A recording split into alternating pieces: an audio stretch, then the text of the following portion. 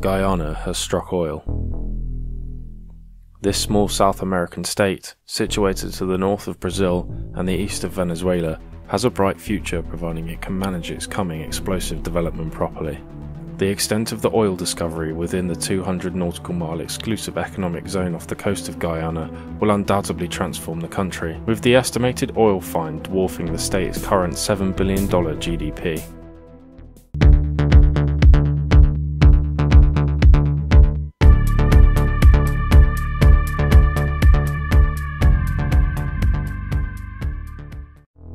Oil exploration in Guyana began in the 1940s. However, things ramped up off the state's coast in 2008 when oil companies such as ExxonMobil, Century Guyana and CGX began to undertake widespread oil exploration. In 2000, a US geological survey estimated the region had recoverable reserves of more than 13.6 billion barrels of oil and 32 trillion cubic feet of gas, the second highest resource potential among unexplored oil basins in the world. The areas thought to contain oil within Guyana's exclusive economic zone have been divided into blocks, as is standard in maritime oil drilling. In May 2015, ExxonMobil announced that it had discovered oil-bearing sandstone reservoirs which could produce up to 700 million barrels of oil, with a total market value of $40 billion, within the Stabroek oil block, situated 200 kilometers off of the Guyanese coastline. In the following 3 years, Exxon went on to discover a further 4 billion barrels of oil equivalent in the Stabroek block, which has since been doubled to 8 billion in 2020. In the wake of the findings in 2015, in 2016, the Guyanese government signed a deal with ExxonMobil worth $325 billion for a drilling license within Stabroek, giving it access to the now 8 billion barrels of oil equivalent, the deal of a lifetime for Guyana, perhaps. Well, this is not entirely the case. International watchdog Global Witness has pointed out that ExxonMobil may have pressured the Guyanese government into a rush deal which would deprive the country of $55 billion. According to Global Witness, Guyanese authorities did not negotiate strongly with ExxonMobil, which has a profit stake of 48%, while the Guyanese government has a profit stake of 50% and a royalty stake of 2%. This would be abnormally low when compared with other similar cases where states normally receive 65 to 85% of profits, meaning Guyana would receive $168 billion instead of a potential $223 billion, which would be considered fair in the view of Global Witness. The issue of the oil deal has permeated Guyanese politics. A snap general election was held in March 2020 after a vote of no confidence in David Granger's PNC government in 2018. The deal with ExxonMobil and terms it was agreed upon were at the heart of the election, with many in the press calling this latest election the most important since the state's independence in 1966. In a controversial election, where it was initially thought that the PNC government which had signed the 2016 deal with Exxon had won, the People's Progressive Party led by Irfan Ali ultimately came out on top.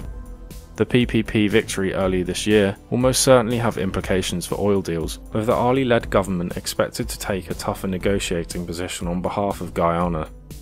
Nonetheless, the size and extent of the oil fields found off the coast of Guyana are expected to be larger than those of Norway and Oman, and the potential yield per day could be 750,000 barrels by 2025. Even with its current 52% stake, the revenue generated from the oil found off of the state's coast will be life-changing for the Guyanese people. In late 2019, according to OffshoreTechnology.com, Exxon has discovered yet more oil through its exploratory drilling, and the company is in the beginning stages of production. Additionally, exploration by other companies in blocks further offshore than Stabroek are beginning to look promising, upping the amount of cash Guyana can expect to receive. Most importantly, as of 2019, Guyana is South America's second poorest nation, having a GDP of $7.1 billion. Moreover, 40% of the country's inhabitants live below the poverty line, and half of the population is under the age of 16. The current GDP per capita in Guyana is just under $5,000. However, things are changing due to the expected oil boom, and rapidly. According to BBC News, Guyana's GDP could grow by between 300 to 1,000% by 2025, making it one of the richest countries in the world in terms of GDP per capita. In 2020 alone, before the advent of the coronavirus pandemic, Guyana's economy was predicted to grow by up to 86%, up from 4.4% in 2019. To put it simply, Guyana's relatively small population of 750,000 people could suddenly find themselves on the receiving end of a lot of cash. However, despite the state's promising discovery off of its shores, many analysts and experts are worried.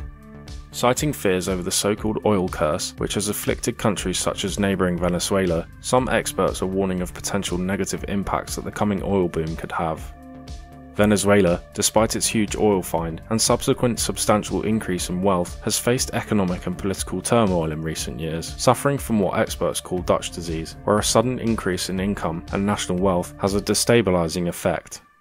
The country is currently in the midst of an ongoing political and economic crisis, which has seen intense hyperinflation and shortages of food and medicine. This is made all the more relevant by the economic consequences of the ongoing coronavirus pandemic, which is creating fundamental economic ramifications for the global economy and oil markets. In Guyana, experts and analysts speculate that the sudden increase in oil wealth could increase inequality if it is not shared amongst the populace or spent on much needed public works such as roads, hospitals and schools. To avoid the so-called oil curse, or Dutch disease, the Guyanese state must be careful in its distribution and allocation of funds as to not create destabilising economic inequality like in Venezuela. By improving infrastructure, increasing living standards, and providing Guyanese people with education, the country could be transformed while avoiding the oil curse. Additionally, the country could follow in the footsteps of other states which have managed their oil booms effectively, such as Norway, which has a sovereign wealth fund over $1 trillion or 195,000 US dollars per citizen. For Guyana to be truly successful from its multi-billion-dollar find under the seafloor lying just off its coast, it must invest in its population, with the plan of diversifying away from oil as its main income stream in the distant future. Again, this is even more relevant in a world which is attempting to move away from oil for security and environmental reasons, and which is currently afflicted by a pandemic. Guyana's oil discovery has not gone unnoticed by its neighbours either. Following a long history of border disputes, Venezuela has refused to relinquish its territorial claims in Guyana, which include over 2/3 of the state's current territory.